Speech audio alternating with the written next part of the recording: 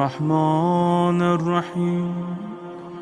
السلام عليك يا أبا عبد الله، السلام عليك يا ابن رسول الله، السلام عليك يا خيرة الله وابن خيرته، السلام عليك يا ابن أمير المؤمنين وابن سيد الوصيين، السلام عليك يا ابن فاطمة سيدة نساء العالمين، السلام عليك يا ثار الله وابن ثاره والوتر الموتور، السلام عليك وعلى الأرواح التي حلت بفنائك، عليكم مني جميعا سلام الله أبدا ما بقيت وبقي الليل والنهار. يا أبا عبد الله، لقد عظمت الرزية وجلت وعظمت المصيبة بك علينا وعلى جميع أهل الإسلام، وجلت وعظمت مصيبتك في السماوات على جميع أهل السماوات. فلعن الله أمة أسست أساس الظلم والجور عليكم أهل البيت، ولعن الله أمة دفعتكم عن مقامكم وأزالتكم عن مراتبكم التي رتبكم الله فيها، ولعن الله أمة قتلتكم، ولعن الله الممهدين لهم بالتمكين من قتالكم. برئت إلى الله وإليكم منهم ومن أشياعهم وأتباعهم وأوليائهم. يا أبا عبد الله، إني سلم لمن سالمكم وحرب لمن حاربكم إلى يوم القيامة. ولعن الله آل زياد وآل مروان، ولعن الله بني أمية قاطبة، ولعن الله ابن مرجانة، ولعن الله عمر بن سعد، ولعن الله شمرا، ولعن الله أمة أسرجت وألجمت وتنقبت لقتالك. بأبي أنت وأمي لقد عظم مصائبك، فأسأل الله الذي أكرم مقامك وأكرمني بك أن يرزقني طلب ثارك مع إمام منصور من أهل بيت محمد صلى الله عليه وآله. اللهم اجعلني عندك وجيها بالحسين عليه السلام في الدنيا والآخرة.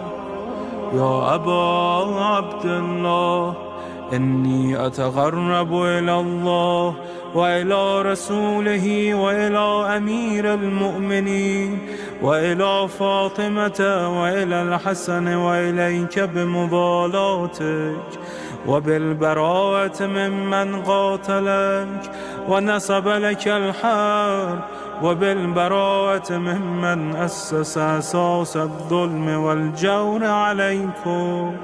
وأبرأ إلى الله وإلى رسوله ممن أسس أساس ذلك وبنى عليه بنيانه وجرى في ظلمه وجوره عليكم وعلى أشيائكم. برئت إلى الله وإليكم منهم، وتقرب إلى الله ثم إليكم بمضالاتكم ومضالاة وليكم وبالبراءة من أعدائكم والناصبين لكم الحرب وبالبراءة من أشيائهم وأتباعهم. إني سلم لمن سالمكم وحرب لمن حاربكم وولي لمن والاكم وعدو لمن عاداكم. فأسأل الله الذي يكرمني بمعرفتكم ومعرفة أوليائكم ورزقني البراءة من أعدائكم أن يجعلني معكم في الدنيا والآخرة، وأن يثبتني عندكم قدم صدق في الدنيا والآخرة. وأسأله أن يبلغني المقام المحمود لكم عند الله، وأن يرزقني طلب ثاري مع إمام هدى ظاهر ناطق بالحق منكم. وأسأل الله بحقكم وبالشأن الذي لكم عنده أن يعطيني بمصابي بكم أفضل ما يعطي مصابا بمصيبته، مصيبة ما أعظمها وأعظم رزيتها في الإسلام وفي جميع السماوات والأرض. اللهم اجعلني في مقامي هذا ممن تناله منك صلوات ورحمة ومغفرة. اللهم اجعل محياي محيا محمد وآل محمد ومماتي ممات محمد وآل محمد.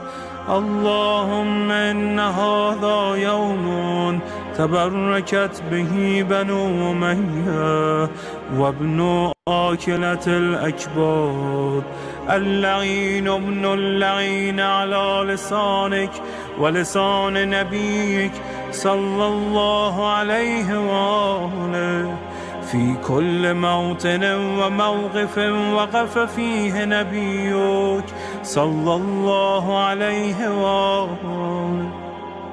اللهم لعن أبا سفيان ومعاوية ويزيد بن معاوية، عليهم منك اللعنة أبد العابدين.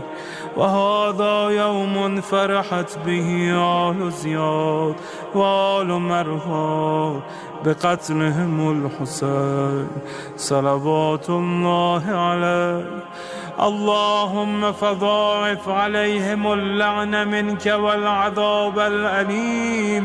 اللهم إني أتقرب إليك في هذا اليوم وفي موقفي هذا وأيام حياتي بالبراءة منهم واللعنة عليهم وبالموالاة لنبيك وآل نبيك عليه وعليهم السلام. اللهم لعن أول ظالم ظلم حق محمد وآل محمد وآخر تابع له على ذلك. اللهم لعن العصابة التي جاهدت الحسين وشايعت وبايعت وتابعت على قتله. اللهم لعنهم جميعا. السلام عليك يا أبا عبد الله وعلى الأرواح التي حلت بفنائك. عليك مني سلام الله أبدا ما بقيت وبقي الليل والنهار، ولا جعله الله آخر العهد مني لزيارتكم.